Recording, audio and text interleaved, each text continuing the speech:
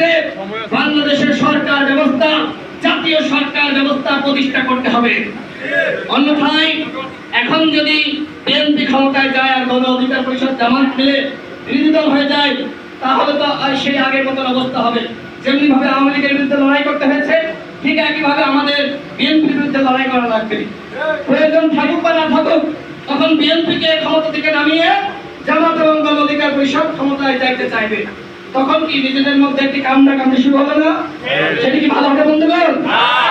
দেশের উন্নতির জন্য, অর্থনৈতিক সমৃদ্ধির জন্য এখন আমরা যারা যুদ্ধ করেছি, আমরা যারা এই প্রজন্মের মুক্তিযোদ্ধা, আমাদেরকে এক এবং ঐক্যবদ্ধ থাকতে হবে। নিজেদের ভিতরে বিভেদ এবং বিচ্ছেদ তৈরি করা যাবে না। ওই আওয়ামী প্রেতাত্মার যে চক্রান্ত, ষড়যন্ত্রের ভাব, সেই ভাবের মধ্যে আমাদের করা যাবে না।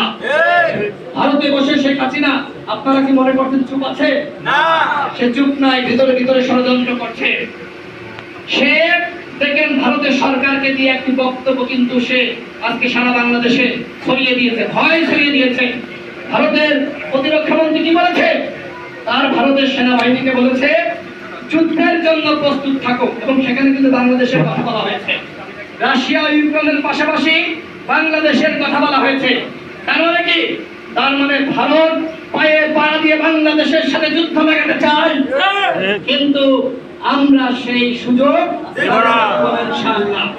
আমরা বাংলাদেশের সকল দল, সর্বোপরি আমরা বাংলাদেশের সকল জনগণ আমরা ঐক্যবদ্ধ রয়েছে।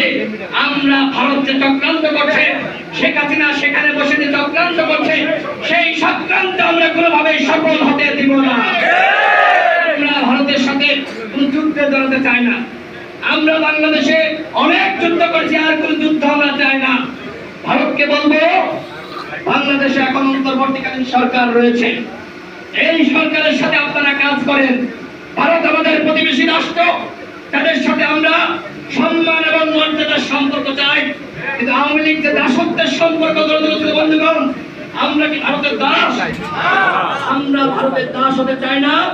ভারতের সাথে আমরা যে সম্পর্ক তৈরি করতে চাই, সেটি হলো গিভ এন্ড টেকের সম্পর্ক। ভারতকে আমরা দিব, ভারত আমাদেরকে দিবে।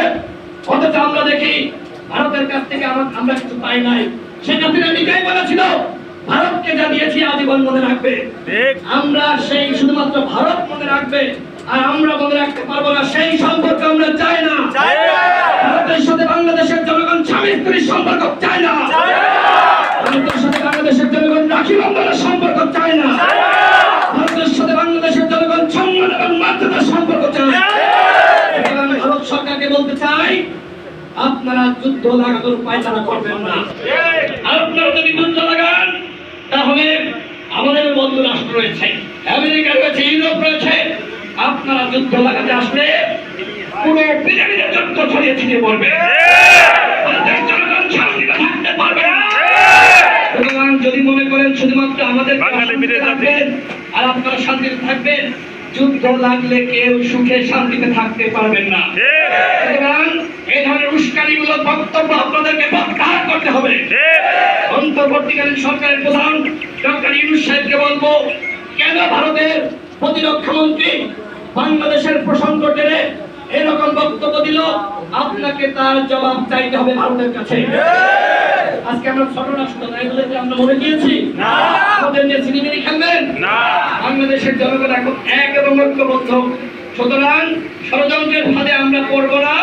আমরা বাংলাদেশের শান্তি প্রতিষ্ঠা করতে চাই।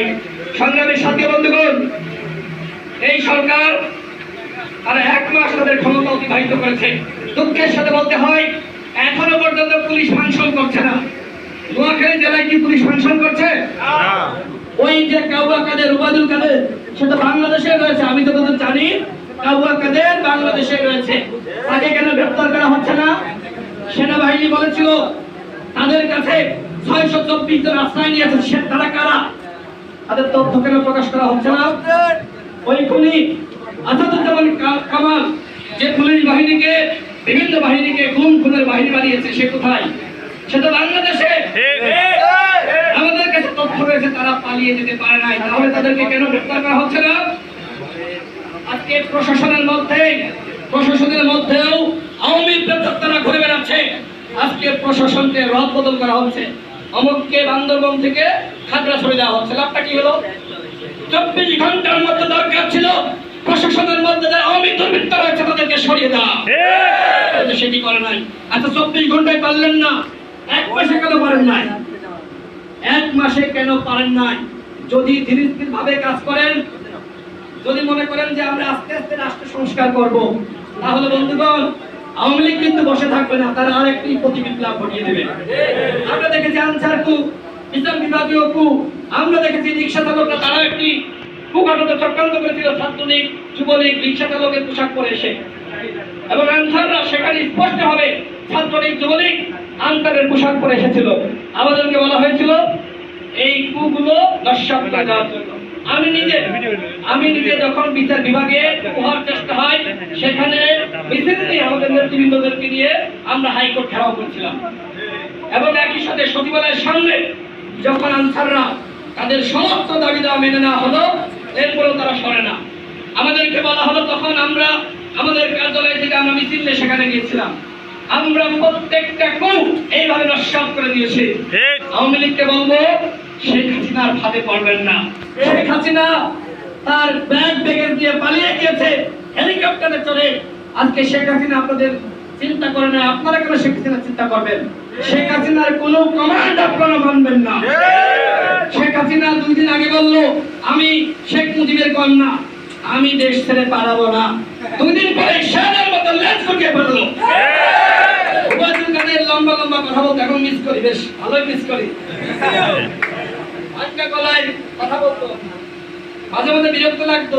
এরকম হিজড়া মানুষ, দুঃখিত আমাদের যারা এই সম্প্রদায়ের, মানে আমি ব্যঙ্গ করার জন্য তার কথা বলতো ওই রকম।